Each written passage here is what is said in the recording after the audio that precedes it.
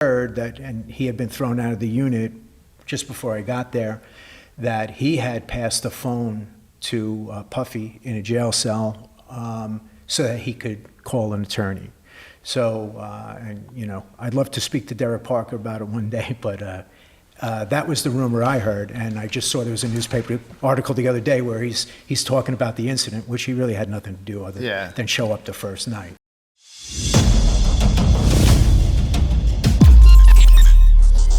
Okay, I want to follow up on something that I'm sure you know who Bill Courtney is.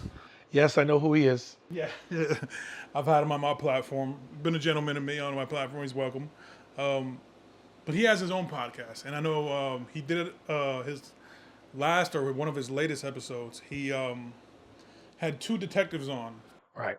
And I think I have their names 1 second, but these two detectives were involved in the Shine and Diddy shooting back in '99 at Club New York, and your name was mentioned. Right. It was thrown around by Bill and others. Bill had said you got kicked out of the unit because you had passed the phone to Puffy in a jail cell, and that was a rumor that you had heard. That's an incorrect and a false rumor. How so? Okay, Puffy was in the cell that day when he got arrested. No one passed him a phone. He had legal counsel already, so how could he get past the phone? He had a lawyer. So the stuff that you're hearing from people are just jealousy because these people just make up lies. And then the shame of it is they go on a podcast and tell these lies, which are so stupid. Now, some of the stuff that they put out there, that they said, what else did they say about me? Did he say I bodyguarded Jay-Z or something? Yeah, we'll get to that. Hold on.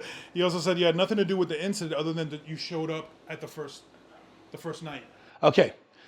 I showed up because the chief asked me to show up. He wanted me there to be there. If this case didn't happen in the precinct, these guys would have never had this case. They knew very little about the hip-hop industry. This was the biggest case of their careers that they got involved with.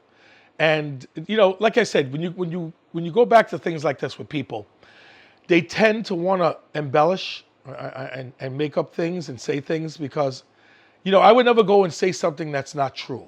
Right. You know, I think I say when you and I have spoken in the past about things about me or anybody else, I always try to be as truthful as I can. Even if something I did was something that I did, I would just explain it to you and tell you why I did it. But I wouldn't go on in a podcast and lie or make up things. You know, I wouldn't do that. That's bad because then you go and you slander someone and you say things about them that are not true. Right. And I would never do that because I don't come back to haunt you later. Right. The detective said, one of the detectives, well, do you know this guy, Joe Sweetie? Never heard of him. Never heard of him. Never heard of him. Never even talked to him that night in the precinct, so I don't even know where this guy came from. You know, again, I heard that rumor as well. We had a kind of a challenging relationship with him throughout the course of the case. I believe he was the one that gave us the nickname Scar, although I'm not completely sure about that. But I think that's how we first found out that the person that got into the altercation with Puffy was this guy Scar, because we were interviewing people trying to figure out how this thing started, collect witnesses, and that was, I think he was pivotal in giving us that name. That much I will say. But after that, he was he would always tell us where Scar was, like the night before. He says that they had a challenging relationship with you. They did. How so? Now, it wasn't Sweetie, but it was Cadogan. I think he mentioned Cadogan, correct? Okay, yeah, he was on the other guy in the show. Now, I know who Artie Cadogan was. He was one of the case detectives that had the case. Right. He was in the Midtown South precinct. So when the shooting happened, it occurred in his precinct. He's a precinct detective that works upstairs in the precinct in the detective squad. Whenever a case comes into that jurisdiction, he was the catching detective that caught that case. Right. You follow me? Yeah. All right. So I know who he is. The only challenge that we had with him is that I had a partner that day, and Cadogan and his partner were very rude to him. As a matter of fact, they treated him very badly when he came in because they questioned his background as a detective.